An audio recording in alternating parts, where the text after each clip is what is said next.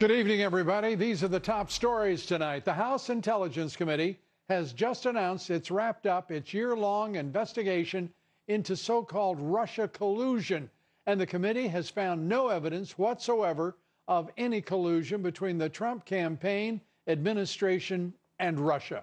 In fact, the committee concludes it disagrees with U.S. intelligence community assessment that Russians tried to boost Donald Trump in his presidential campaign.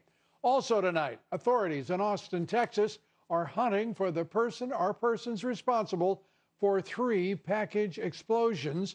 One of those explosions occurred 10 days ago, killing a 39-year-old, 2 today, killing a teenager, and authorities say they are connected. We'll have a live report from Austin coming up here tonight in just moments. And the Republican establishment also gearing up to fight President Trump on tariffs. The rhinos, who are doing the bidding of the Business Roundtable and Chamber of Commerce, are now pushing for significant changes in the president's tariffs.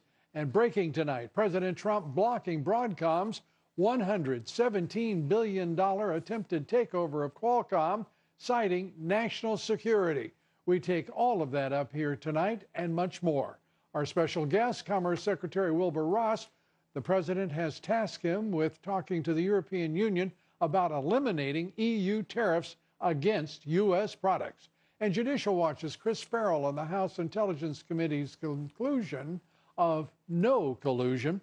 Also joining us, conservative commentator Michelle Malkin on the president's push for the wall. Joining us as well, the brother of slain Border Patrol agent Brian Terry. Kent Terry joins us here tonight, calling on the Justice Department to reopen its investigation of the Fast and Furious Department of Justice-led gun-running scandal. Our top story, Republicans on the House Intelligence Committee today finally ended the investigative phase of its year-long Russia probe. A 150-page draft report has found no evidence of collusion whatsoever, no coordination or conspiracy between the Trump campaign and the Russians.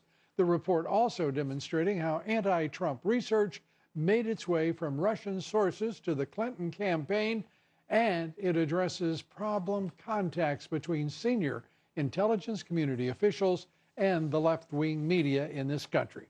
Congressman Mike Conaway, who has been leading the Russia probe for the Intelligence Committee, just discussed the committee's conclusions on special report.